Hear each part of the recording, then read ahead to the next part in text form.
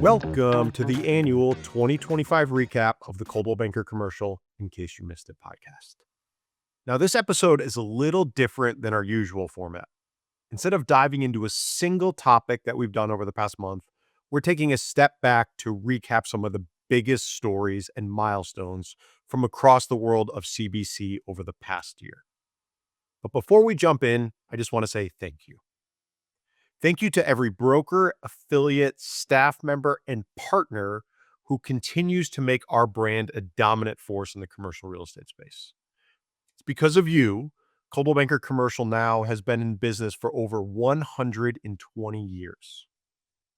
And here's a fun fact that most folks aren't aware of. Coldwell Banker actually started as a commercial real estate firm, not residential. It wasn't until years later that the brand expanded into residential real estate. Now, more than a century later, we're uniquely positioned to support virtually every aspect of our clients' real estate needs. So let's rewind and take a look at some of the highlights from the last year.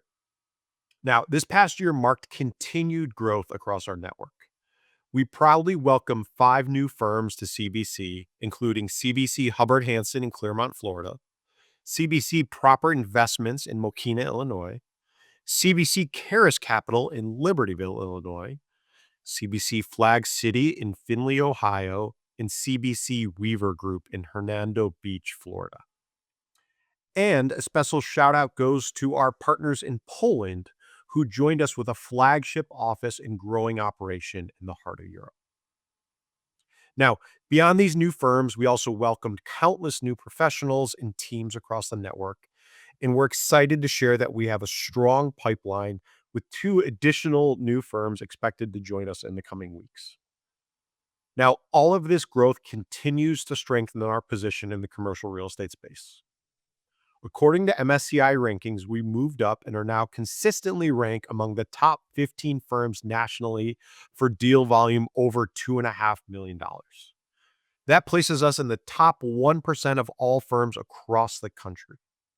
And while we're still waiting for the final 2025 rankings, early indicators suggest that will remain in that elite tier, and if not, climb even higher. Now, of course, our network didn't just grow on paper. We came together through meaningful ways throughout the year. Our premier event, the Coldwell Banker Commercial Global Conference, brought together hundreds of professionals from around the world for several days of learning, inspiration, and celebration. And with more than 50 speakers and dozens of breakout sessions, attendees explored topics ranging from cross-border businesses and tenant rep to AI and real estate and emerging opportunities across the industry.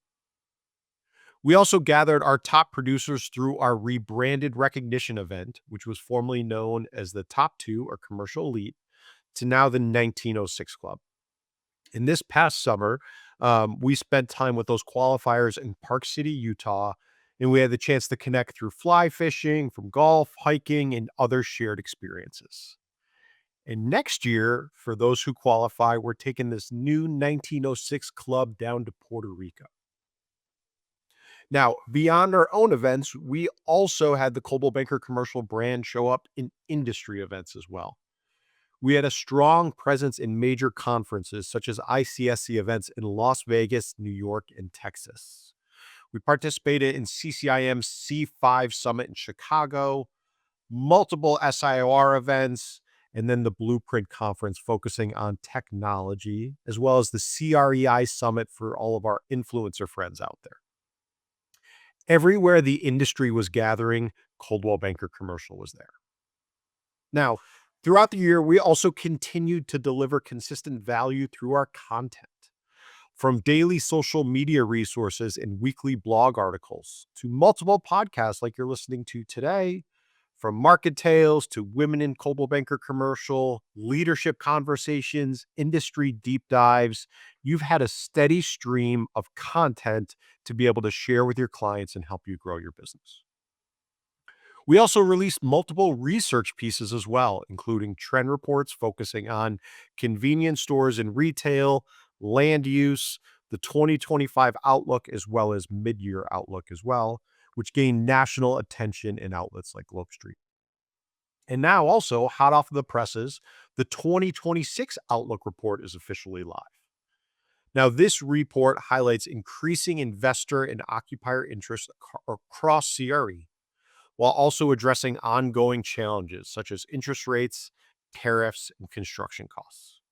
It points to strong growth in land trade and small space pricing, while emphasizing the importance of strategic positioning and transparency in today's selective environment.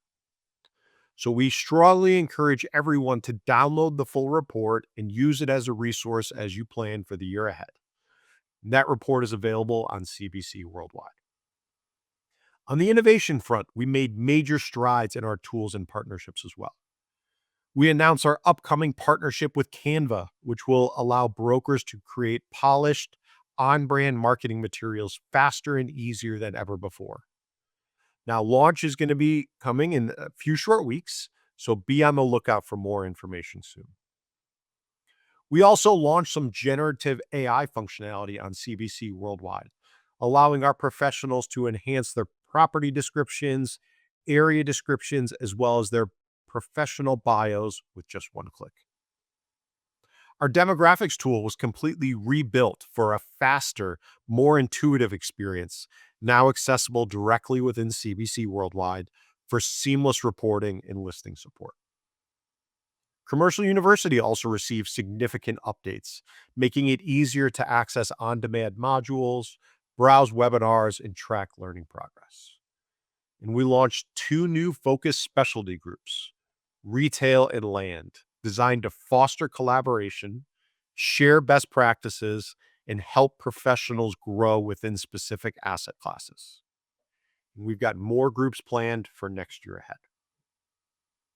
Now, brand visibility reached a national stage last month as well, when Coldwell Banker Commercial served as a prominent sponsor of the Pinstripe Bowl at Yankee Stadium. Great college football game between Penn State and Clemson. Now, this year's game became the most watched in the Bowl's 15-year history, drawing 7.6 million viewers in more than 41,000 attendees. It was a major milestone moment for us as a brand and a powerful statement for us about our presence in the industry. Now, these are just some of the highlights from the past year. There are many more wins that we could mention, including our Resource Spotlight Series, CCIM partnerships, in-person meetings, and local success across the network. But what stands out most is our people. At Coldwell Banker Commercial, we genuinely take pride in our community. We value these relationships, the collaboration, and shared commitment to excellence that we all have. We see this network more than just colleagues. We see it as our family. And as we look ahead to 2026, we know that change will come, as it always does. But we're confident that we're positioned strongly for what's next. And we're especially excited to see many of you in person at our upcoming global conference in Kansas City, happening March 16th through 19th. If you haven't registered yet, be sure to visit cbcglobalconference.com to secure your spot.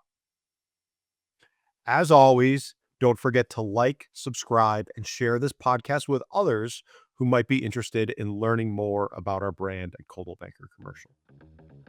Thanks as always for a great year, and we look forward to spending more time with you ahead. See you all soon.